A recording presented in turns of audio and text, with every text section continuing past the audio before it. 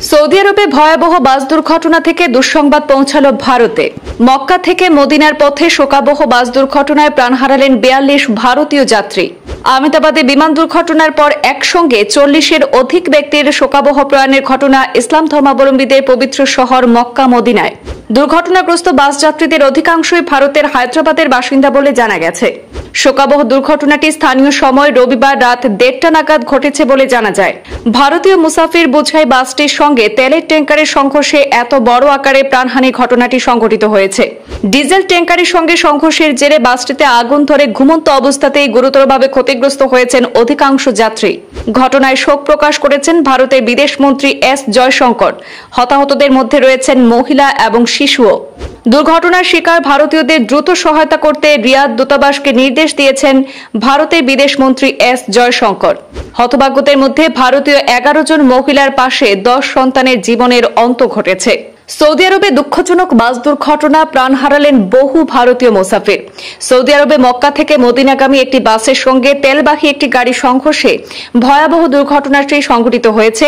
এতে ভারতের বহু যাত্রীর মর্মান্তিক মৃত্যু হয়েছে বলে সরকারি সূত্রে জানা গেছে। রবিবার স্থানীয় সময় রাত ১:৩০টার সময় এই দুর্ঘটনাটি সংঘটিত হয়েছে।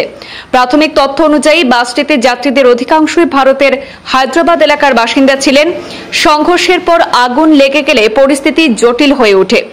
ভারতের বিদেশমন্ত্রী এস জয়শঙ্কর ঘটনায় গভীর শোক প্রকাশ করেছেন। তিনি রিয়াদে ভারতীয় দূতাবাসকে দ্রুত সহায়তার ব্যবস্থা গ্রহণের নির্দেশ দিয়েছেন এবং হতাহতদের পরিবারের প্রতি সমবেদনা জানিয়েছেন।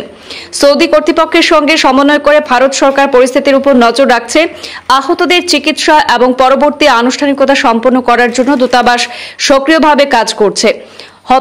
হতাহত যারা হয়েছেন এই দুর্ঘটনায় তাদের মধ্যে মহিলা এবং শিশুও রয়েছেন বলে জানানো হয়েছে। পরিবারগুলির পাশে থাকার আশ্বাস দিয়েছে সংশ্লিষ্ট দপ্তর। নিহতদের প্রতি শ্রদ্ধা জানিয়ে তাদের পরিবারের পাশে থাকার বার্তা দিয়েছেন তেলেঙ্গানার মুখ্যমন্ত্রী রেবন্ত রেড্ডি। মুখ্য সচিব রামকৃষ্ণ রাও দিল্লিতে কর্মরত তেলেঙ্গানার রেসিডেন্সিয়াল কমিশনার গৌরব ওপালকে নির্দেশ দিয়েছেন দুর্ঘটনার বিষয়ে বিস্তারিত জানতে।